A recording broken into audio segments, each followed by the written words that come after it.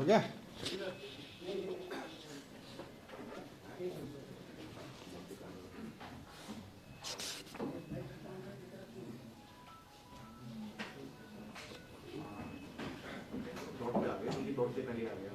अच्छा,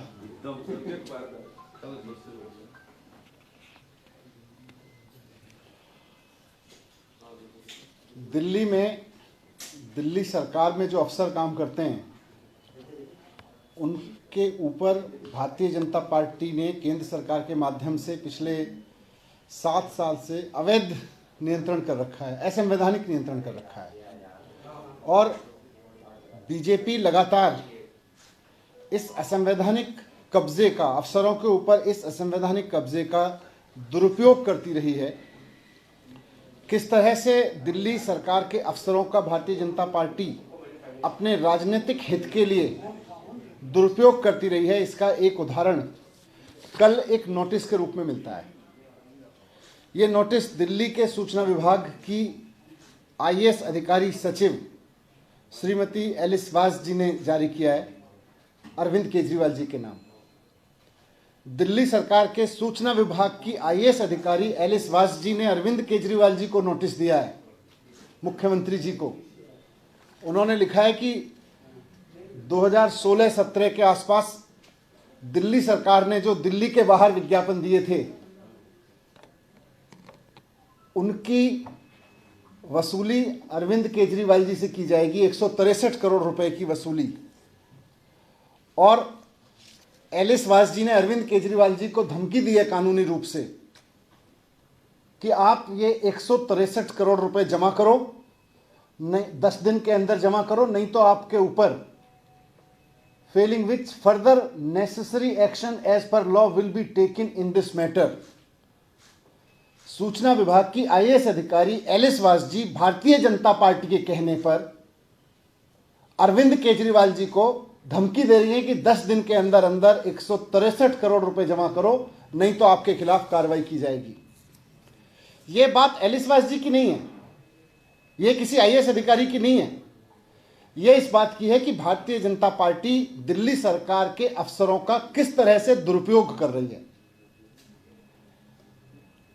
और दिल्ली के लोगों ने अरविंद केजरीवाल जी को चुना है 2015 में, 2020 में पूर्ण बहुमत नहीं बल्कि प्रचंड बहुमत देकर चुना है दिल्ली के लोगों ने।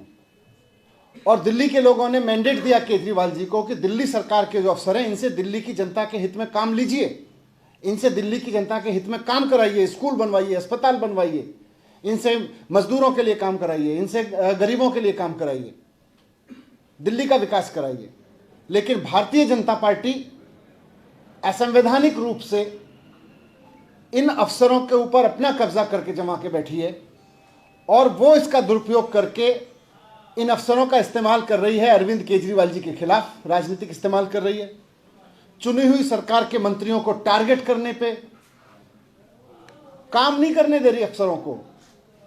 जनता के काम अफसर करते हैं तो उनको रुकवा देती है और अफसरों का दुरुपयोग कर रही है कि किस तरह से केजरीवाल जी और उनके मंत्रियों को टारगेट करें ये अफसर।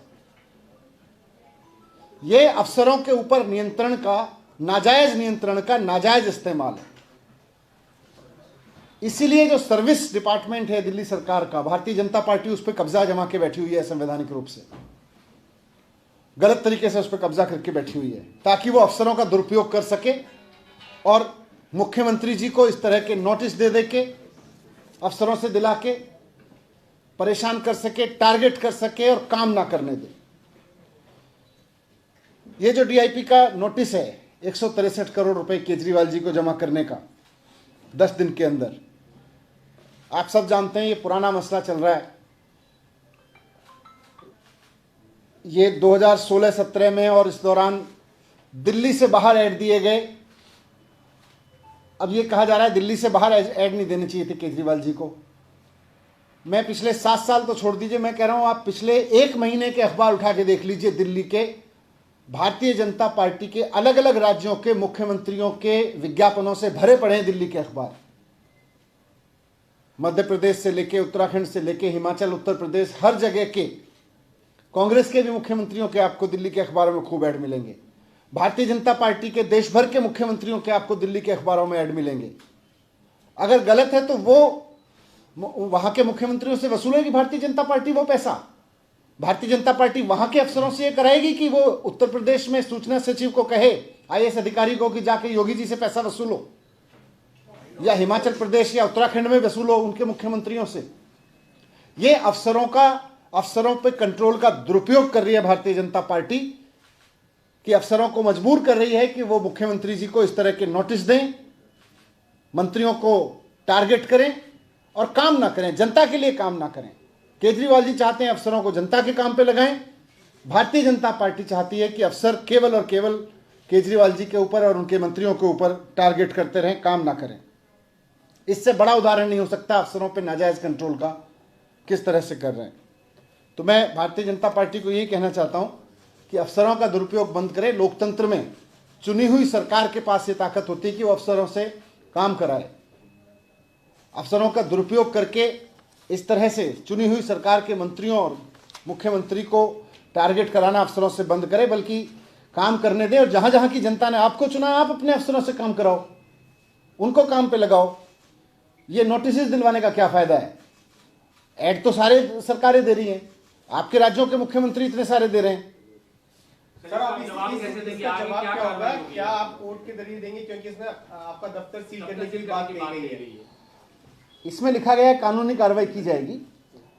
तो अभी पार्टी के सचिव ने, हमने इनसे सूचना मांगी है कि भाई ये कौन से ऐड हैं, ऐड भी तो देखें कि उनमें क्या गैर कानूनी है, उसमें क्या ऐसी चीज हो गई कि जो भारतीय जनता पार्टी के जो विज्ञापन, अभी आप पूरी दिल्ली में कहीं चले जाओ, सारी दिल्ली में लग रहे हैं, भारतीय जनता पार्टी के होर्डिंग लगे हुए हैं, भारतीय जनता पार्टी के मुख्यमंत्रियों के, वहां की सरकारों के, अखबारों में रोज ऐड आ रहे हैं।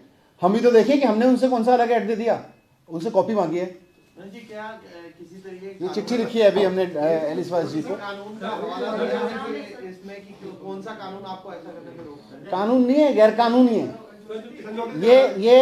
ये कृत्य ही गैर कानूनी है कि अफसरों का इस तरह से दुरुपयोग करो, अफसरों के कंट्रोल के ऊपर इस तरह से दुरुपयोग करो। इसकी हियरिंग चल रही है और कल जो हियरिंग हुई थी उसमें कोर्ट ने कहा भी है ये बात कि सर्विसेज पे कंट्रोल जो है वो इस तरह से होना चाहिए कि तालमेल के साथ काम हो।